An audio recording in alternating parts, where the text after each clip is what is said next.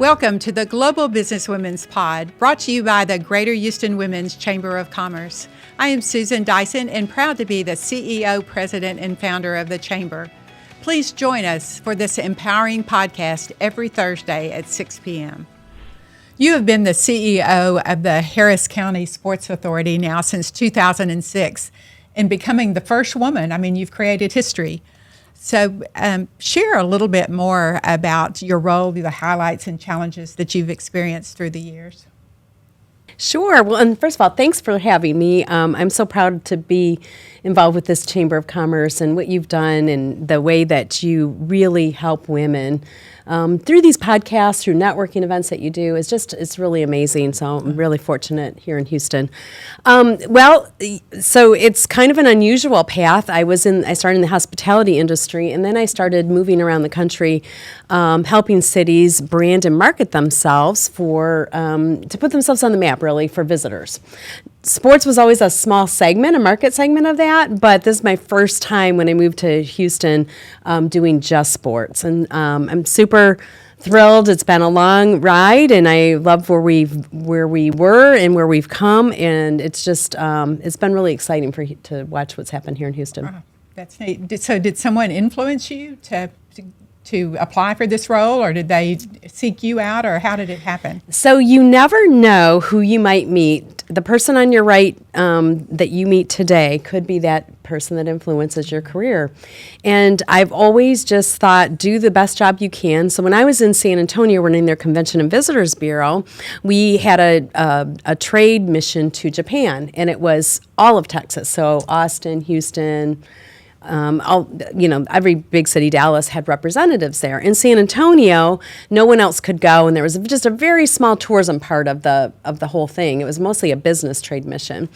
But the mayor said, "Would you go?" I said, "Sure." And while I was there, I didn't want to spend the money and all the time to be there without working hard, because somebody spent money for me to be there. So even though this tourism part was small, I just said, well, I'm going to jump in and help them sell Texas and help all of these elected officials from around the state talk about Texas. And so I went to every event and really got to know all of the elected officials and the various people from the cities. We kept in touch, and that's what led to me getting a phone call when they were trying to fill the position. Wow. Well, once again, it's relationships, isn't it? It really is. Yeah, it's really what they say that we hear all the time. So, and sports has to be one of the biggest male-dominated industries that we know of. How have you navigated through that in your role as CEO? Yeah, I think sometimes as women we feel intimidated if it's a male-dominated, but it can actually work to our advantage as well, right? And I've had a lot of mentors that are men. I've learned from men. Men advocate very well for themselves when either salary or positions, where we as women sometimes sit back a little bit and a little bit more and are apprehensive. And so for me, working around so many men has been a plus, and I've really learned a lot. Well, I really can relate to that. I know when I started my career, I had a male boss, and never thinking I would be a chamber president before, but I learned so much from him just watching and seeing how he spoke to people and developed relationships too. So I agree. I think sometimes it helps to kind of be a sponge and listen to everything that's going around you. Yeah, and I think there's a lot of men out there that really are champions for women, Yes. and I've noticed that in my career, and so I'm really fortunate to have had men that are mentors as well as women. But I think we as women sometimes can hold ourselves back if we think it's a room full of men and if we feel intimidated. So I've always tried to push past that and just say, look, I belong here. I have knowledge in this subject matter, and so I guess I'm just one of the guys now. Yeah. Well, do you feel like you have to know all the sports scores? It seems like they keep up with all the players from the 10 years ago and all the scores. I've learned to really indulge myself into learning all these various different sports, but in my role, it's as much the business side of it, right? As far as, should we bid for a table tennis championships? Well, I don't know much about table tennis, and so having to dive in and learn that is also stimulating for the mind to learn new things, and so it's not always about knowing every sport or every player, or You keep learning. Right. Yeah, I think that's great. And I know you had a great celebration last month, 25 years for the Sports Authority. So tell us what you're most proud of after kind of reviewing your history since 2006. Yeah, so first of all, go back 25 years. I wasn't around, but it was sort of a tumultuous time in the sports scene for Houston, right? Because the Houston Oilers had just left town. We had lost an NFL team here. Wow, and that's when you started? Wow. I started shortly after, but if you take us back 25 years, that's how our organization started. Oh. And I think, the Rockets were getting courted by other cities, and so were the Astros. And so I think our elected officials said, we can't be the third largest county, and fourth largest city here in America and lose all of our professional sports teams. So they figured out how to set up this sports venue district that would collect taxes, visitor taxes. That's the Sports Authority's model. I think it's a brilliant model. I can't take credit for it. It was set up before I got here. But the buildings were fairly new when I arrived, and I think as I arrived here in Houston, one of the things that I didn't realize, though, is how close of a vote it was that the citizens, 50% of the citizens voted, yes, we should build these buildings with these visitor tax dollars, and 50% said no. We don't care. They were mad. They were angry that the Oilers had left town, and we don't care. Let them go if they want to go. And so it took me a couple of years to really work with the community and help teach them what sports really mean to a region. And it's really your marketing wings beneath your wing, or marketing wind beneath your wings, to have these professional sports teams, and they mean a lot to a community. And then to look at the buildings, if we hadn't built them, we wouldn't be hosting Super Bowls and Final Fours and college football playoffs and, now World Cup, all of these events that we host. And it really was also the rebirth of the downtown. If you look at those buildings, were the beginning of that. And at no cost to taxpayers either. Right, because it's really the visitor taxes that, and again, I can't take credit for that, but I think it was a brilliant setup so that it wasn't property taxes or put on the backs of the locals.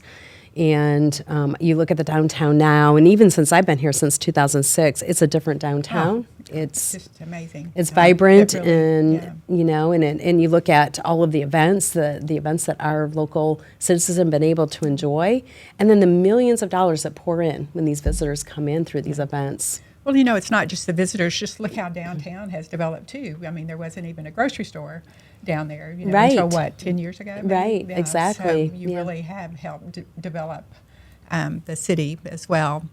And I know Houston is home to so many sporting events. And how do you really navigate with all the different decision makers and make them think of Houston, first? It's a lot of frequent flyer miles that have been earned. I felt like for the first few years, as I was trying to put Houston on the map as like this great place to host sporting events and the international federations that I really thought needed to know about us and all of the great things that Houston has to offer, it was a lot of miles on the airplane, and I wanted to be in Houston as much as possible to represent and to show up here in Houston for our local citizens, but also to be out there at these conventions and conferences and really telling our story. If you think about it, in 1994, when World Cup was hosted in the U.S. the last time, Houston wasn't even at the table. Wow. And Dallas was a host city. I don't think Houston was even thought of. And so that was a lot of work to make sure that Houston is top of mind, and then to host events and do a great job because that success plays off of itself. Wow. Just amazing. And I know the economic impact is just mind-blowing. Can you share a little bit about that over the last 25 years? Yeah, so if you look at the last 25 years, since the buildings were built and the stadiums, have helped us bring all of these events, what we have tracked through our office is over $6 billion in economic impact. And really that's a conservative number. It's direct spending is the number we use instead of a multiplier. And so when you think about that, that's huge. Oh, amazing. I don't know that there's any other industry that brings that kind of revenue to us, is there? Gosh, I don't know. We've got the port, which brings in a lot of money. You've got the world's largest medical center. I mean, Houston just has it all. But as far as events, trying to bring in events, I don't think. That's amazing. Yeah, it's really amazing. And speaking of high-profile events, I mean, you just must be can't even sleep at night. You're thinking of the FIFA World Cup coming to Houston. Yeah, So when you tell think us how about that, I mean, Houston hosting the world's largest event. Yeah. It's bigger than the Olympics as far as viewership. It is the world's sport. People around the globe love soccer, right? And so we worked about a decade on that. Believe it or not, we had a strategy in place. We knew the U.S. was going to bid again. We didn't know when exactly, but we knew they'd bid again, and we wanted to make sure Houston had its rightful place at the table. So we took every international friendly, Copa America. I mean, you name it, we did it. We wanted to make sure that every decision maker and every person who had a vote realized that Houston was a huge soccer town. So tell us what's next for the Sports Authority and for Janis, too. Well, we always are looking at what can we do. The Houston Sports Awards, which is a televised annual show where we name our own Houston Hall of Famers. We started a few years ago. We'd like to grow that. And really that started because I don't think there's another city in America that has as many retired players, Olympians, elite athletes with all of our teams that could really pull it off like we do here in Houston. So we do a red carpeted event. It's like going to the Grammys or the ESPYs. It really is. We carpet the streets, and everyone and anyone who touches sports and every sports celeb shows up. We issue about 150 media credentials to that event. And from there, we started the Hall of Fame, where our own Houston Hall of Famers also get a sidewalk, and they get a ring. And it's just it's a really neat thing that a lot of cities couldn't pull off that I think Houstonians love. They love to come and celebrate these great athletes. Now, who have you been most impressed with or somebody in awe of that you've met over the years?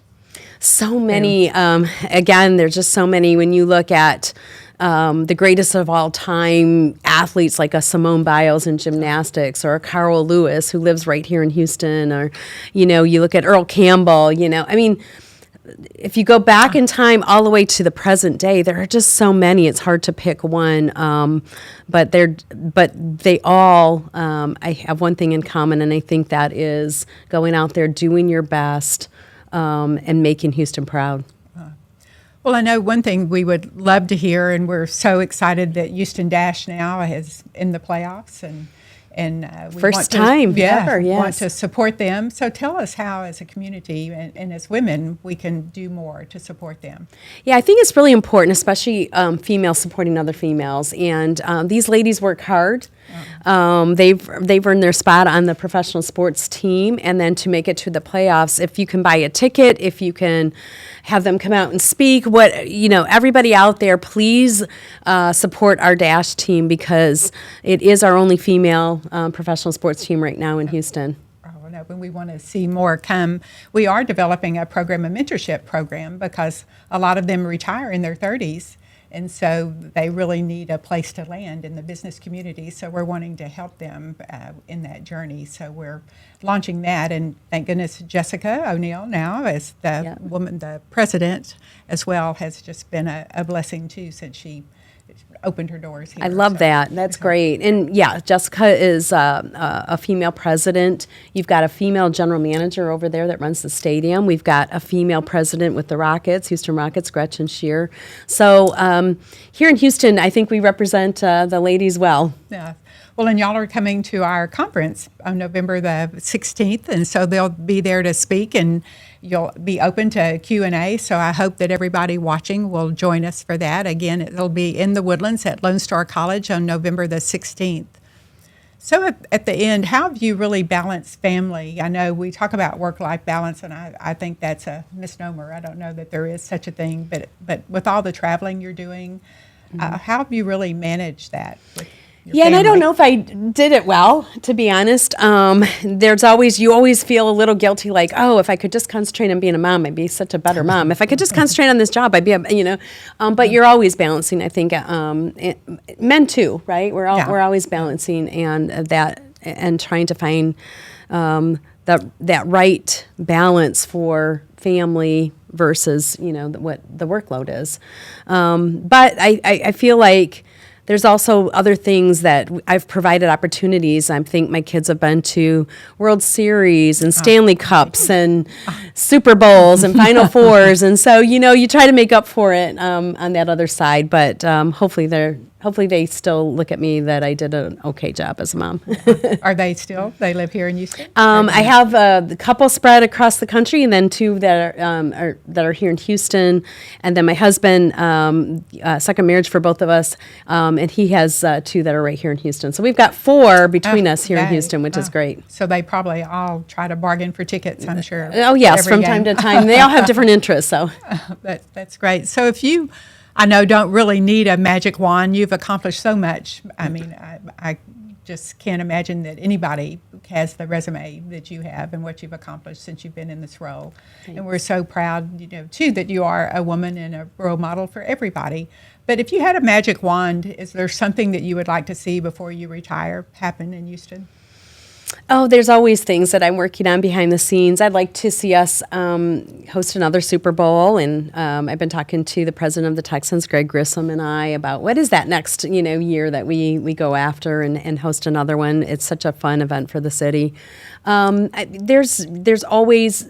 We're looking at a cricket stadium. We're looking at expanding youth soccer. There's always behind the scenes things that we're working on, from badminton to, these really pickleball, obscure sports, right? The pickleball that people, might not have been introduced to before, but we bring the events or we bring a world championship here, and I think there's always more we can press in and do. So there's never a boring moment. Well, I know you shared that relationships were what opened the door for you to really. You didn't really plan on getting into this industry, but what would you say to a young woman that's listening today of what she should be, how she should be preparing to have a role as a CEO?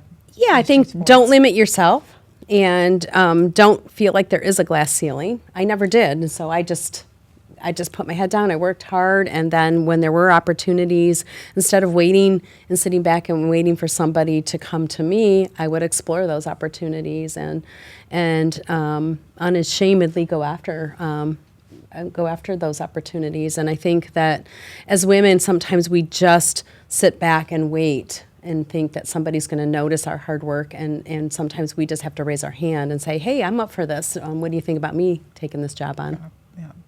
That's amazing. So tell me, if you had the opportunity to meet anybody in the sports arena that you haven't met, is there someone you would like to have a conversation like this, have a podcast with?